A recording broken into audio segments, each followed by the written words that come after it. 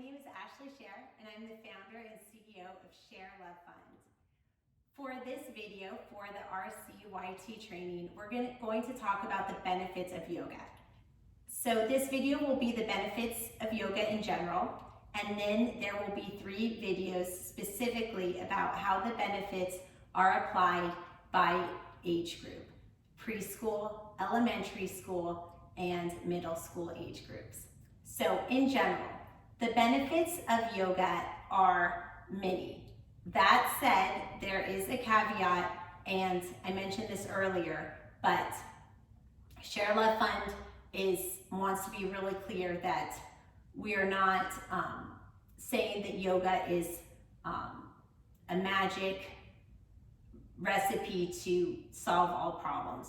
Yoga is one of many tools that parents and educators can use to help children fulfill their best, be the best version of themselves and fulfill their fullest potential. So in that context, we'll discuss benefits. So I like to think about benefits in terms of 8 categories. So first, yoga increases flexibility. That's what we always think of when we think of yogis, or many of us think this, the pretzel. So yoga reminds us to stretch. It sort of puts stretching and the release of our ligaments and tensions in our body, it puts that on the agenda when we teach yoga. The second is increases strength and flexibility. So while it might not seem like a rigorous sport, actually using your own body weight can make you incredibly strong. When we think about boxers or incredible athletes, what are they doing? They're doing push-ups, they're doing sit-ups, with the plank, you're using your own body weight. And there is incredible strength that can be derived from just using your own body weight. Also, often there's less injury when you're doing exercises where your body is just supporting itself. Anatomically, we were made to support our own body weight. So there's less risk of injury when you're using yoga for strength training. The third benefit of yoga is that it improves balance. Many poses and postures are about balance, and there's different ways to balance, which we will explore in the subsequent video. Yoga also improves breathing. Part of this course, you will learn breathing techniques and breath work, pranayama, how to breathe, and how to use breathing to lead to better decision making, to create space where there is no space. When a child feels surrounded, just the expansion of the lungs can really make the child feel that they've created space for themselves, even though their physical environment has not changed.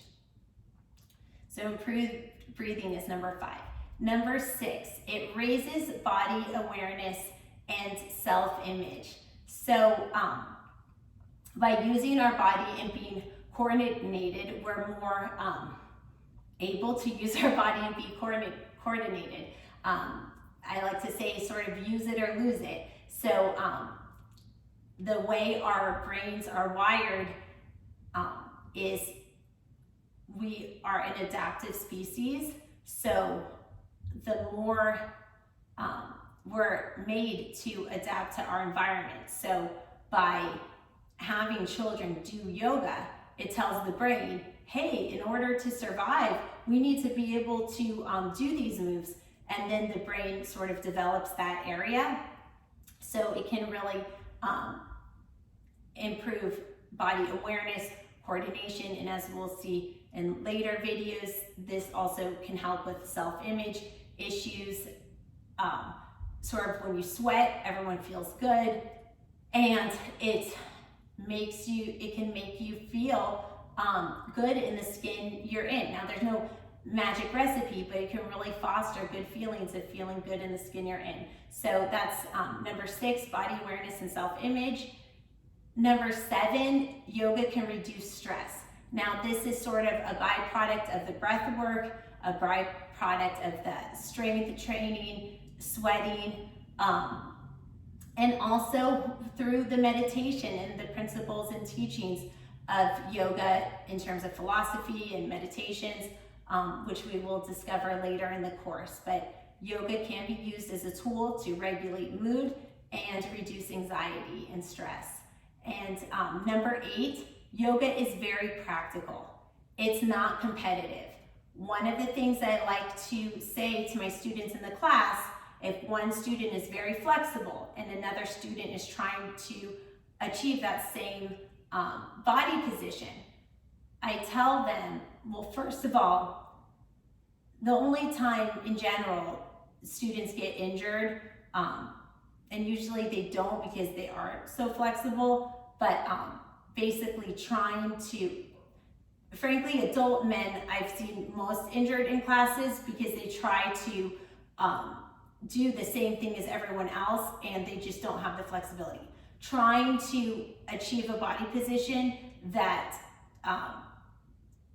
your body is not prepared for because of a flexibility limitation, that's a red flag for an injury. So it is really important that students are not competitive with each other. In terms of basketball or other sports, yoga is certainly considered non-competitive. There's no point system and stuff like that. But in terms of competing with each other, what I like to tell students, and I share this with you in case it may be helpful, but I say the point of our class today is not to get your head to touch your foot. The point of our class today is to stretch and release.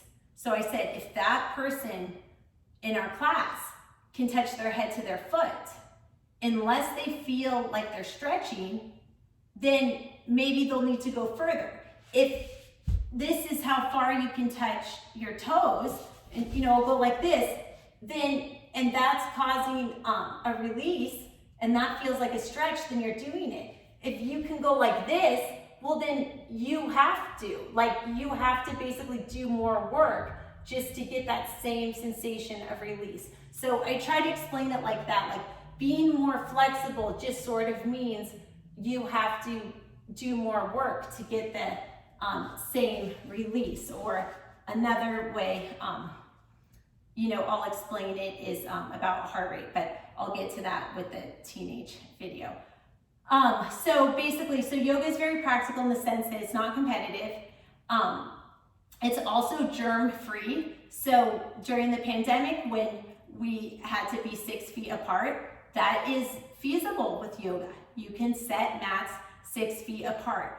Also, if you have children that have boundary issues, the mat is a boundary, and we can learn about boundaries and respecting space through the physical perimeter of the mat. So in terms of germs, or sometimes as parents or educators, a child might have a life-threatening disease, immune deficiency. So these are ways that, depending on the situation, I can't give medical advice, but these are ways that potentially a child could be in a group exercise activity, but be at less risk germ-wise. Also, yoga, so in the third reason of yoga being practical, so we could cover it's non-competitive and germ-free. The third reason yoga is practical is that it is accessible to people even with physical limitations. I tell people that are even interested in a yoga teaching degree, this is not about being a pretzel. I can certify someone in a wheelchair. There's so many parts of yoga. If you can breathe, you're alive and you can do yoga, because it all starts with pranayama, breath work, breath is our life force. So, I mean, literally just by breathing, you're doing yoga. So this is something that anybody can do. It doesn't require props, as we talked about earlier. You don't even need a mat.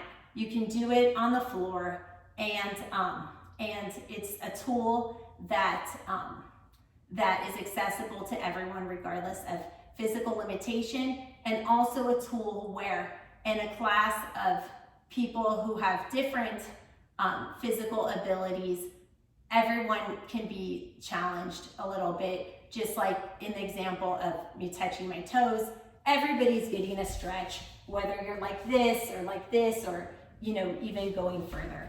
So those are the benefits of yoga as an overview. Thank you so much for your time. I appreciate it. Namaste.